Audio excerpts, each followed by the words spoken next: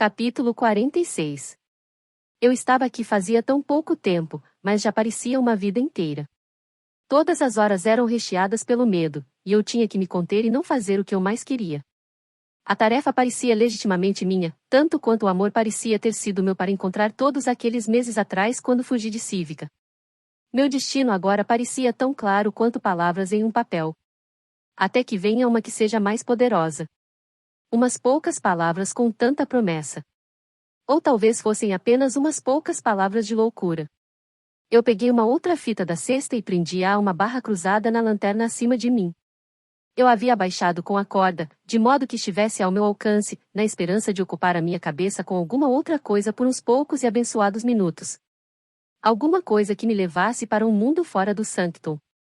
Mas meus pensamentos continuavam voltando para o mesmo assunto. É mais difícil matar um homem do que um cavalo. Seria mesmo? Eu não sabia. Mas havia centenas de maneiras de fazê-lo, e todas elas ardiam como chamas dentro de mim. Um pote pesado no crânio. Uma faca de uns 7 centímetros mergulhada na traqueia. Um empurrão de uma alta muralha. Todas as vezes em que eu passava por uma oportunidade, o fogo ardia mais quente, mas o desejo queimava lado a lado com uma necessidade abrasadora diferente, de salvar alguém que eu amava quando eu havia decepcionado outra pessoa de forma tão miserável. Se eu matasse o comisar, haveria um banho de sangue. Eu nada tinha a oferecer aos governadores, Ratans ou Chevdars, nenhuma aliança, nem mesmo um tonel de vinho para fazer com que valesse a pena me manter viva. Meu único aliado certo no conselho era Caden, e ele sozinho não seria capaz de apagar o alvo que eu teria herdado nas minhas costas. Por ora, eu não queria simplesmente permanecer viva por Raf, eu precisava permanecer viva por ele, mas, pelo menos, isso não diminuiria seu tempo de vida. Eu sempre teria isso para controlar o comisar. O fervor teria fim se ele machucasse Raf, um casamento fazia com que nós dois ganhássemos mais tempo. Isso era tudo. Não havia qualquer garantia além disso. Eu me lembrei da minha conversa com Berdi depois que Greta fora assassinada, não me importando com garantias e pensando que eu me casaria com o próprio diabo se isso oferecesse a menor das chances de salvar minha cunhada e o bebê. Agora parecia que era exatamente com o diabo que eu ia me casar. Apoiei-me no peitoril da janela, erguendo o olhar para os céus. Os deuses tinham um senso de humor perverso. Atei a última fita e puxei a corda para erguer o candelabro novamente. Um arco-íris de cores tremeluziu acima, e eu me perguntei o que Caden pensaria disso quando o visse. A culpa me apunhalava por mentir para ele. Ele já havia sofrido tanto, tão completa e plenamente, por causa de nobres como eu. Lealdade significava tudo para ele. Eu entendia isso agora. O que mais poderia ser esperado de um menino que foi jogado fora pelo próprio pai como se fosse um pedaço de lixo? Soltei um suspiro e chacoalhei a cabeça. Um lorde morriguês. Agora, tal como o pai dele, eu havia traído Caden também. Em muitos níveis. Eu sabia como ele se sentia em relação a mim, e, estranhamente, eu gostava dele, até mesmo quando ficava com raiva por causa de sua lealdade para com o comisar. Havia uma conexão entre nós dois que eu não entendia muito bem. Não era o mesmo sentimento que eu tinha por Raf, mas eu sabia que, com nosso último beijo, eu havia levado Caden a acreditar que houvesse mais. Eu me lembrei de que não havia regras quando se tratava de sobrevivência. Mas gostaria que houvesse. As traições nunca pareciam ter fim. Logo o comisar me pediria para trair aqueles que tinham me dado as boas-vindas, para revirar os olhos e enchê-los com a esperança que ele havia conjurado, e eu tinha certeza de que isso serviria mais a ele do que ao povo. Você conterá sua língua e falará as palavras que eu a mandar falar. Eu me sentei na cama e fechei os olhos, bloqueei os relinchares e o estampido dos cavalos bem ao longe, embaixo da minha janela, os tinidos de portões sendo fechados, os gritos da cozinheira correndo atrás de outro frango solto que gostaria de permanecer com sua cabeça. Em vez disso, eu estava em uma campina com fitas soprando de árvores, com as montanhas acima de mim tingidas de púrpura, o óleo de rosa sendo esfregado nas minhas costas, respirando o doce aroma de mais de 1000 quilômetros ao longe daqui. Esse mundo, ele nos inspira, nos partilha. Por favor, partilhe-me com Raf. Eu faço isso por você. Somente por você. Seguiu-se um súbito e pungente bater à minha porta. Caden havia ido embora com tamanha repulsa estampada em seu rosto que eu sabia que ele não estaria de volta em breve, talvez nunca. Seria o Hicks com outra ordem do comisar? O que seria esta noite? Use o verde. O marrom. O que quer que eu mandar. Um feio lampejo da corte morriguesa passou por mim como um tiro. Um cenário diferente, mas anos das mesmas ordens. Vista isso. Fique calada. Assine aqui. Vá para sua câmara. Contenha a língua.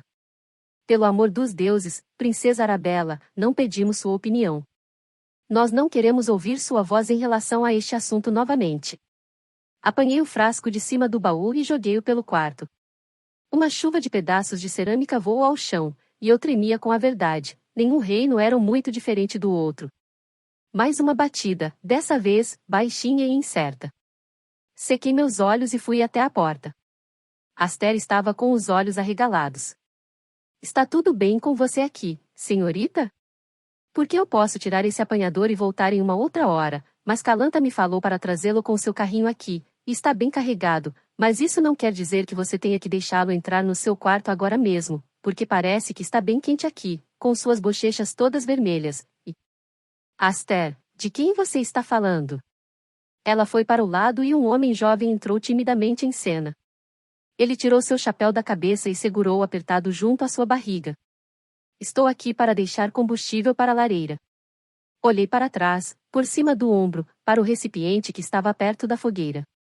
Eu ainda tenho madeira e fezes. Não preciso. O tempo está ficando mais frio, e eu tenho as minhas ordens, disse ele. O comissário disse que você precisa de mais. O comissário preocupado com o fato de eu estar quente ou não? Improvável. Olhei para ele, um coletor de fezes desgrenhado. Mas alguma coisa em relação a ele não me parecia muito certa. O marrom claro de seus olhos era um pouco pungente demais. Uma energia selvagem fervia neles, e, embora suas roupas estivessem imundas e seu rosto, não barbeado, seus dentes eram regulares e brancos. Calanta me disse para voltar logo, senhorita, disse Aster. Posso deixar este apanhador aqui com você?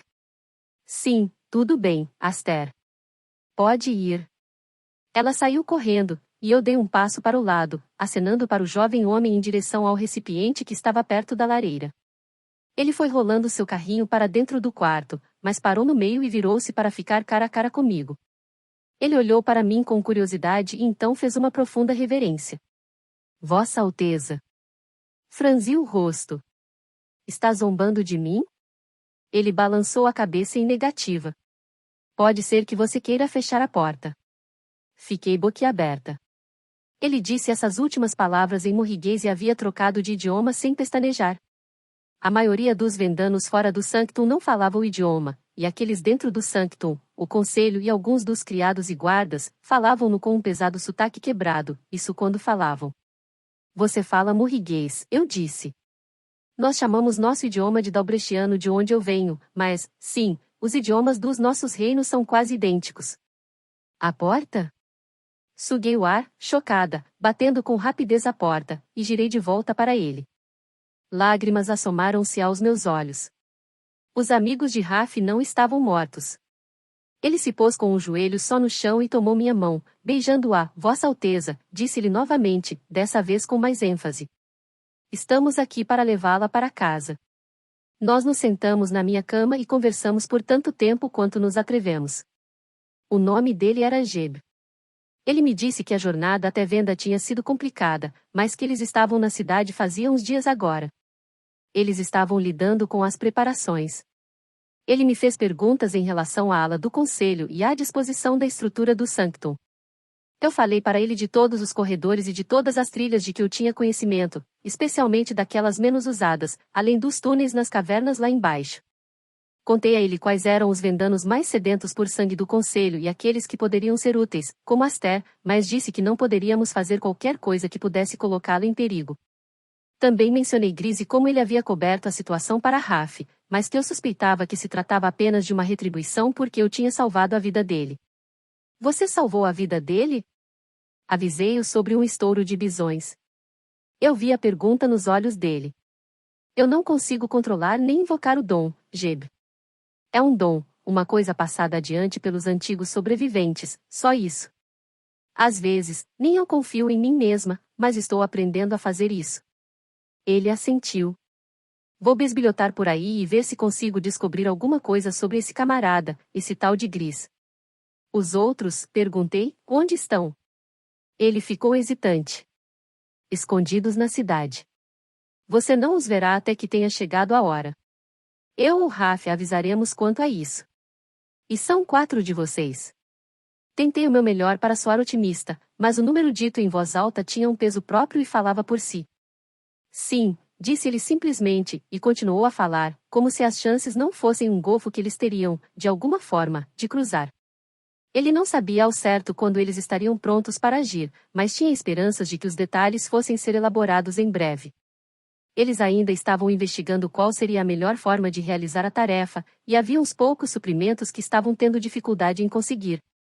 A Geendra, no quadrante de Capsuvon, tem simplesmente todos os tipos de tendas que existem, falei.